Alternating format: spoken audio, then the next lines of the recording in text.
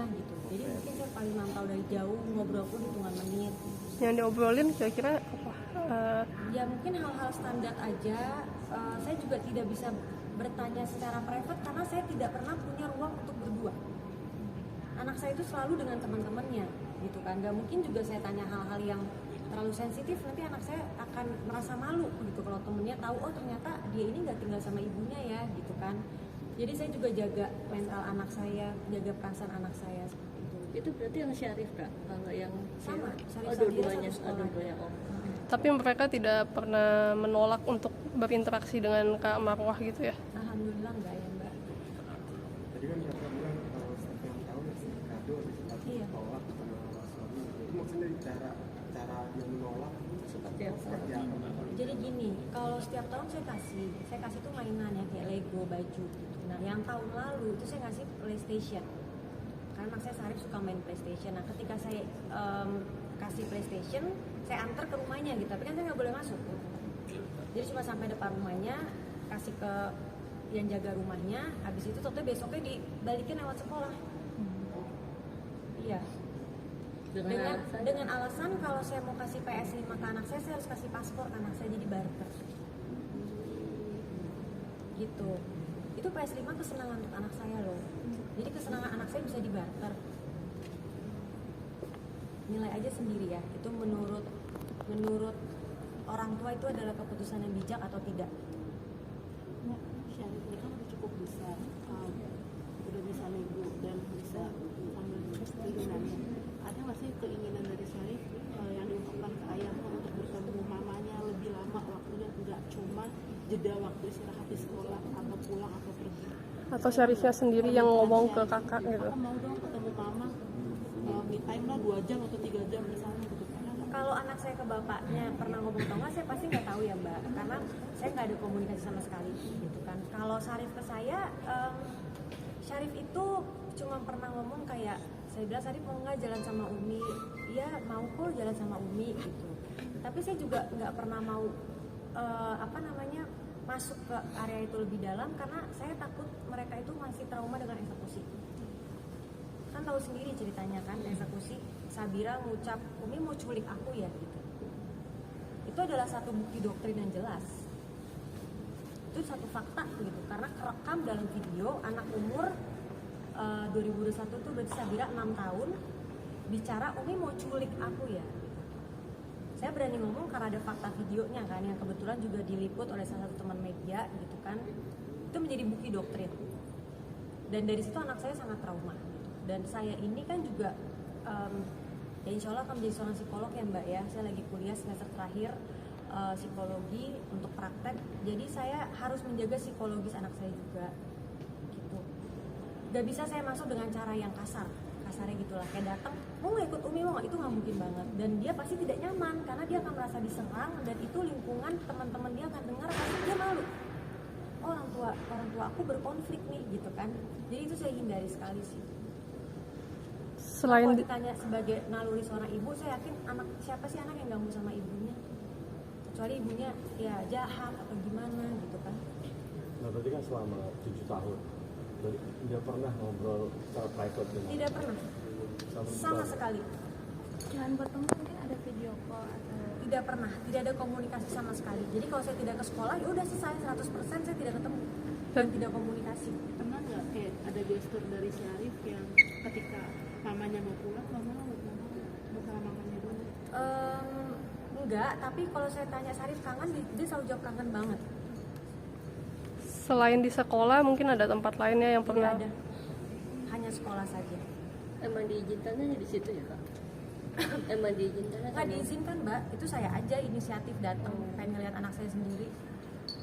Mbak, tadi kan sempat disinggung soal penukaran paspor ya, apakah ada rencana dari pihak ayahnya untuk buat bawa ke luar negeri atau seperti apa? Iya, saya nggak tahu ya kalau itu. Pastinya ada rencana mungkin gitu. Cuma maksud saya gini, saya 7 tahun, saya dari 2019 punya hak asuh anak, ya kan. Tidak pernah dikasih hak saya sebagai seorang pemegang hak asuh gitu. Saya nggak pernah dikasih hak saya sebagai seorang pemegang hak asuh. Tiba-tiba datang-datang, paspor dong mana gitu. Etis gak sih?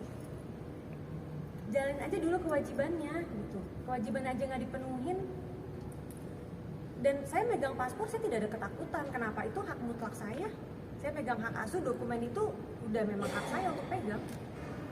Dan kalau memang ada itikat baik mengajak ke luar negeri anak saya, ya mintanya juga baik-baik, nggak usah pakai barter-barter ke PlayStation, biarin aja kasih PlayStationnya gitu. Saya juga maksudnya gimana ya, kita juga pasti ada perasaan lah ya sama anak gitu. Kalau emang caranya baik, juga saya akan menyambutnya dengan baik gitu.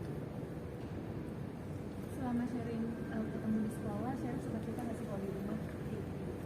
Enggak suka cita, dan saya juga sensitif nanya ya Mbak. Seperti yang tadi saya bilang, saya tuh di sekolah ngobrol juga hitungan menit banget gitu, karena mereka istirahat cuma 20 menit, terus mereka ada teman-temannya, ada gurunya gitu, jadi nggak bisa dibilang punya kualitas ngobrol yang baik gitu. Mungkin dengan waktu sedikit ngobrol sama anak itu, mungkin apa yang sering kakak sering ingatin, mungkin apa? Kalau saya selalu mengulang, saya tidak pernah bermaksud untuk meninggalkan mereka. Mungkin mereka sekarang belum ngerti, tapi suatu hari mereka akan ngerti. Terus saya tetap meminta mereka untuk menjadi anak-anak yang kuat, anak-anak yang soleh-soleha, itu nomor satu, dan selalu doain aja. Kalau dari secara penampilan fisik mungkin pertumbuhan mereka mungkin terlihat baik-baik aja atau gimana gitu? Saya tidak tahu Mbak, saya tidak berani ngomong baik-baik aja, karena saya perlu tahu faktanya dan saya nggak tahu faktanya. Itu menurut saya pernyataan yang pernyataan yang bertanggung jawab kalau saya bilang baik gitu, sedangkan saya tidak tahu kondisinya. Mungkin ternyata supportnya buat teman-teman yang sama seperti kakak yang belum mamanya belum bisa ketemu. Oke, jadi yang pertama, dengan segala kerendahan hati saya memohon kepada Mahkamah Konstitusi untuk mengabulkan gugatan para pemohon dan saya sebagai saksi dengan kuasa hukum yang ada, untuk bisa memberikan keadilan yang seadil-adilnya, karena ini memang satu fenomena yang harus segera diatasi gitu. Negara harus hadir di sini, dan kalau dibandingkan dengan negara lain tuh, semua negara lain udah punya loh peraturan-peraturan tetap kayak gini gitu. Jadi kriminal seperti ini. Jadi kalau saya cerita dengan keluarga saya yang di luar negeri tuh, mereka pada bingung gitu. Kok bisa sih yang megang hak asuh kok tapi nggak sama anak gitu? Nggak masuk akal mereka gitu. Jadi ya mudah-mudahan aja ini udah saatnya untuk Indonesia ya. Untuk Indonesia supaya sebagai negara hukum harus memberi kepastian gitu. Ada mungkin yang bisa Satu tambahan terakhir terkait peran negara, sekaligus kami juga selaku kuasa hukum ingin memberikan edukasi mungkin kepada masyarakat banyak di luar sana, ibu-ibu yang kondisinya sama dengan Mbak Sania dan juga para pemohon yang lain, juga rekan-rekan media, bahwa Indonesia telah meratifikasi daripada Konvensi Hak Anak Internasional. Dan ada 4 prinsip dasar dalam Konvensi Hak Anak Internasional tersebut. Ada non-diskriminasi, ada hak hidup dan berkembangnya anak, baru kepentingan terbaik bagi anak, dan yang keempat, pendapat anak harus didengar. Ini banyak sekali dari masyarakat yang tidak tahu mengenai ini, terkait dengan apa dari isi dari Konvensi Hak Anak. Merebut paksa atau mengambil paksa anak dari orang tuanya, apalagi ibu-ibu yang ada di sini adalah pemegang hak asuh, inkrah, berkekuatan hukum tetap. Tapi kenapa tidak bisa diimplementasikan? Nah, sementara ibu-ibu ini pun pada saat direbut, diambil paksa anak-anaknya oleh mantan suaminya, atau di situ juga ada mantan mertua, ada pamannya, ada neneknya, segala macam, membuat laporan ke kepolisian, tapi ditolak dengan pasal 330 dengan alasan orang tua kandung yang membawa. Kenapa primer 330 ini tidak bisa diterima? Hanya dimasukkan ke pasal perlindungan anak. Padahal di situ sudah jelas barang siapa. Barang siapa berarti kan mencakup semua. Mau itu dia bapaknya atau ibunya atau pamannya atau neneknya, mantan ibu mertuanya pun kalau dia ternyata ada di lokasi pada saat pengambilan paksa, kami rasa itu sudah masuk ke dalam cakupan dari frase barang siapa di pasal 330. Tapi kenapa dari kepolisian tidak berani untuk menerima laporan tersebut? Independensi yang diberikan kepada institusi kepolisian dalam hal ini para penegak hukum untuk melakukan pemeriksaan, mereka tidak berani mengambil sikap. Maka dari itu kami Ibu-ibu para pemohon, mendasari inilah dasarnya kita mengajukan permohonan untuk di Mahkamah Konstitusi. Untuk ibu-ibu juga yang ada di luar sana, silakan Bu, ayo kami mengundang, jangan takut untuk lapor ke polisi, bersuara kalau memang ibu-ibu terzolimi, sementara ibu-ibu di luar sana putusannya ingkrah pada saat bercerai berkekuatan hukum tetap, berarti ibu sudah jelas memiliki pemegang hak asuh anak. Jadi jangan pernah takut untuk menyuarakan kebenaran, karena kendatinya kebenaran pasti akan berpihak pada orang-orang benar dan pasti akan mendapatkan keadilan. Itu saja mungkin. Awal terakhir mungkin setelah awal jadi saksi di Mahkamah Konstitusi ini, berharap seperti apa dari pihak sana untuk mungkin lebih terbuka lagi, mungkin hatinya akan dulu bapaknya anak-anak. Ya mungkin singkat aja ya, kalau untuk itu saya cuma berharap jadilah warga negara Indonesia yang baik dan taat akan itu aja.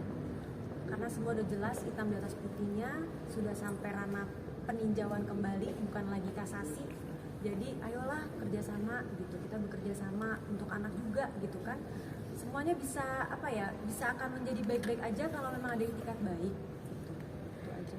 Oke Bang, sedikit ini tadi hasil dari persidangan dan kelanjutannya seperti apa? Mengenai kelanjutannya seperti apa, kita pun masih menunggu dari agenda yang akan dijadwalkan untuk ahli ya, untuk ahli yang harusnya nanti akan berbicara saja.